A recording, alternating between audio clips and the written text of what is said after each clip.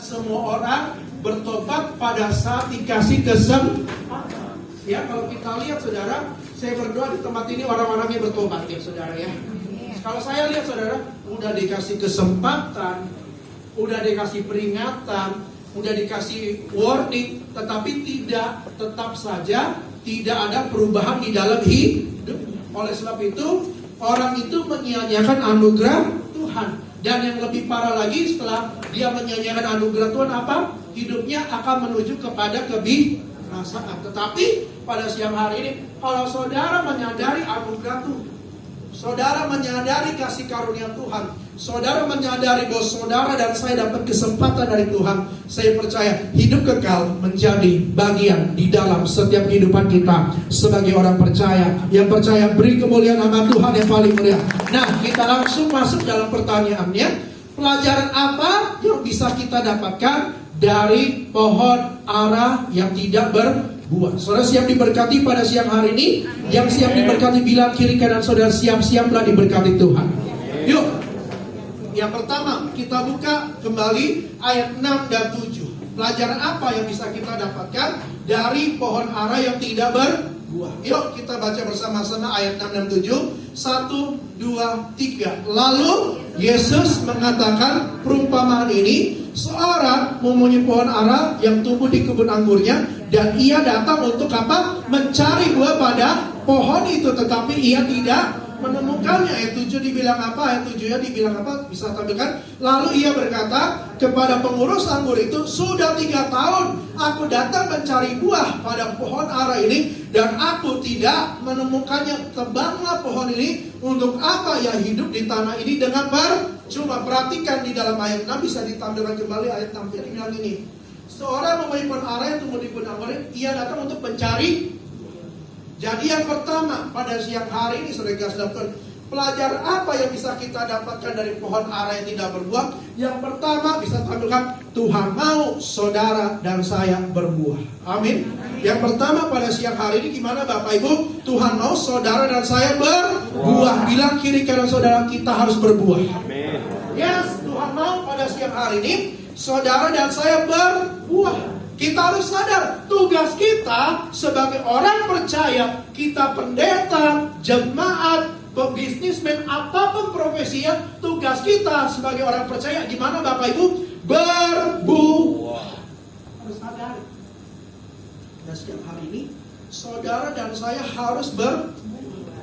Ingat ya, kita semua di tempat ini dipanggil untuk apa saudara? Berbuah. Dan Alkitab bilang kita harus berbuahnya mana? Berbuah yang manis, berbuah yang menghasilkan buah yang matang, berbuah yang lebat. Kita harus dipanggil berbuah untuk apa? Biar semua orang menikmati buah yang ada di dalam kehidupan kita. Katakan amin saudara. Makanya bilang kiri kanan saudara, orang harus menikmati kebaikan Tuhan yang ada dalam hidup saya. Bilang kiri kanan saudara. Ya, Tuhan mau pada siang hari ini orang menikmati buah yang ada di dalam kehidupan kita.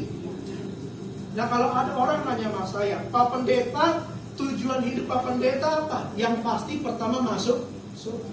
Tapi yang kedua kita harus sadari, tugas saya, tujuan hidup saya adalah berbuah. Kenapa harus berbuah? Karena berbuah adalah perintah Tuhan.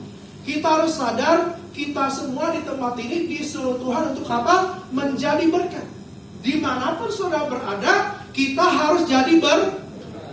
Ya makanya pada siang hari kita harus sadar, semua di tempat ini harus jadi berkat. Makanya tugas kita jadi orang Kristen jangan egois. Orang Kristen jangan memikirkan diri sendiri. Bilang kiri kanan saudara jangan egois.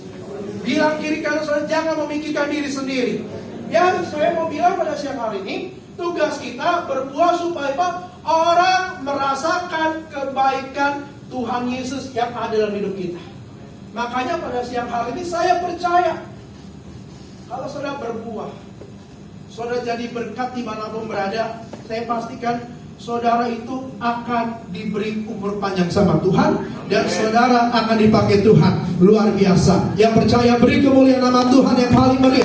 Makanya saudara Tuhan pada siang hari, saudara Tuhan, Tuhan Yesus menggambarkan orang Kristen dan orang percaya itu untuk berbuah. Dan Tuhan menggambarkan kita itu apa? Seperti pohon yang ada di dalam kebun Nah, pohon itu tugasnya harus apa? Berbuah. Mohon maaf ya, kalau saudara nggak berbuah, saudara hidupnya nggak berguna.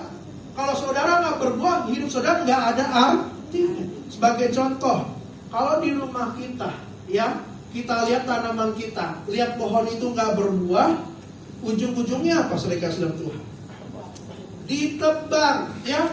Terus daunnya kering, kalau kita lihat daun yang kering, ujung-ujungnya apa? Akan ditebang, akan di.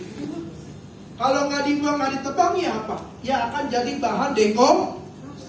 Dan dekorasi kalau suatu saat nggak diperlukan juga akan dibuang. Makanya saudara, pada siang hari saudara Tuhan, ya jangan sampai saudara dalam hidup ini dibuang dan ditebang. Ingat ya hari ini ya, soalnya ini digambarkan seperti pohon.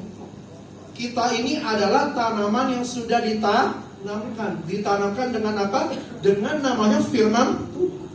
Makanya kalau kita ada ditanamkan firman Tuhan, hidup kita harus apa? Berbuah. Makanya kita harus ingat saudara, Alkitab bilang Yesus adalah pengusahanya saudara. Makanya Bapa itu, Tuhan Yesus itu selalu mencari apa? Orang-orang yang berbuah. Makanya siang hari kita harus punya tekad, kita harus punya tujuan bahwa hidup saya ini harus jadi berkat, hidup saya ini harus memiliki buah yang baik. Saya mau bilang, jadi berkat bukan hanya berbicara saudara memberkati dengan uang. Jadi berkat berbicara apa? Saudara sabar itu jadi berkat. Di mana orang-orang emosian, di mana orang-orang temperamen, saudara sabar itu saudara bisa jadi. Kita harus ada juga pada siang hari ini tentang namanya kemurahan hati. Orang pelit, saudara murah hati, saudara itu jadi. Oke, bilang kiri kalau saudara jangan pelit. Bilang kiri kalau jangan pelit. Lu kalau saya ngomong orang pelit ya, lu bilang kanan kiri pelit. Susah banget sih saudara. Bilang kiri kalau saya jangan pelit. Iya betul. Ya, saya bilang pada siang hari maaf ya. Kalau saudara pelit, paman gober, pelitnya minta ampun, pikir ya, opet, mohon maaf ya. Dipastikan umur saudara pendek.